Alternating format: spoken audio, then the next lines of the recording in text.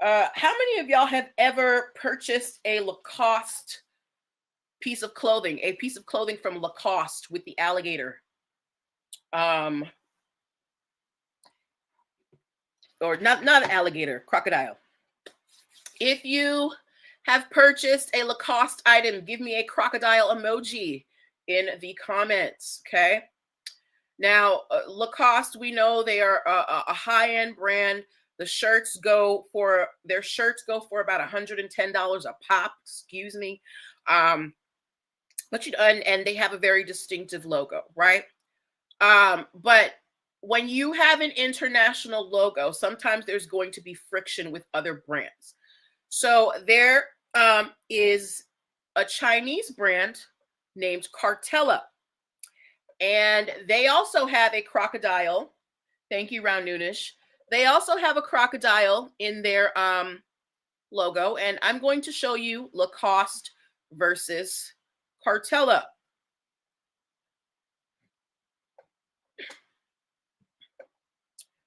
Now, hold on, Instagram. Hold on, Instagram. Oh, come on.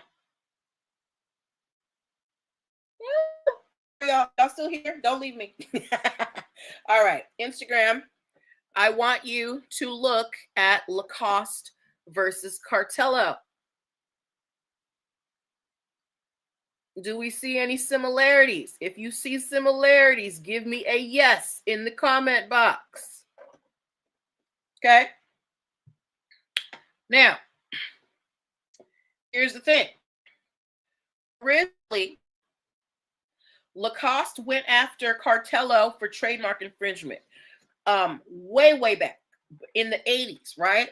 But because Cartello was an Asian company and we didn't really have that much of, global brands, they came with a territory agreement where Lacoste is like, okay, we're going to sell our products here, here, here, and here. You're going to sell your products here, here, here, and here. So they had that agreement. Apparently, recently, Cartello has been creeping into Lacoste's territory, right? Now, keep in mind, a Lacoste shirt, like I said, it goes for about $110. A Cartello shirt with the opposite crocodile goes for about $20. So, I mean, for some people, they're going to take the Cartello over the Lacoste, right? So Lacoste found out that Cartello was selling their stuff, on Lacoste territory. And they went over to China. Remember last week we talked about who did we talk about last week who pulled up to China? Hold on. Do y'all remember who we talked about last week who pulled up to China? Ralph Lauren, right? Ralph Lauren pulled because a lot of times designers and stuff and people who are being infringed upon by Chinese companies, they'll try and sue from the United States, but it's really hard to find the companies. So what a lot of these high-end companies are doing now, because they have the coin, they are going over to China to have these infringement cases tried, because it's easier to find the people who are responsible if you're in the country, right? So Lacoste went after Cartello, and they won. They won about a $2 million judgment from the Chinese trademark court.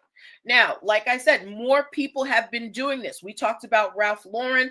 Lacoste did this. Michael Kors also recently did this, and that company received a settlement of about $690,000. Okay. So the moral of the story is these companies are zealously protecting their brands. We live in an increasingly smaller world.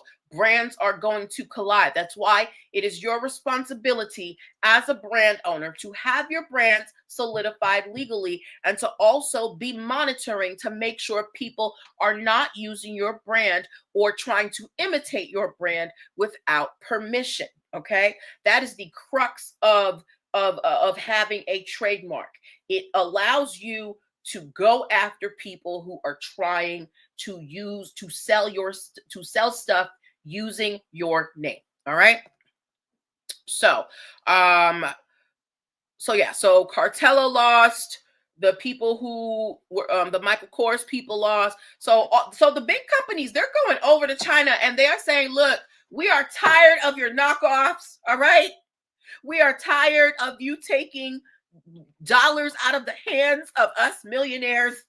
We are coming to China. Now, don't get me wrong. Okay. I understand it's your brand. You built it up. You know, you love it, blah, blah, blah, blah, blah. And I understand exactly why they're doing it. But me as kind of like an anti-capitalist, I'm just like, girl, get over yourself. But yeah. Anyway, good luck to all of these brands out here. And for you smaller, for my smaller brand owners, maybe you don't necessarily have to go over to China, you know, to settle your grievances, but doing a worldwide trademark search can help you. That's something I can help you with as well. You know, if you have a brand that's new that nobody has touched, try and you plan on going global, you may want to try and apply your trademark in international markets. Okay, we have the Madrid. I think it's the Madrid Protocol. One of our things allows international trademarks. But good luck to everybody in that endeavor.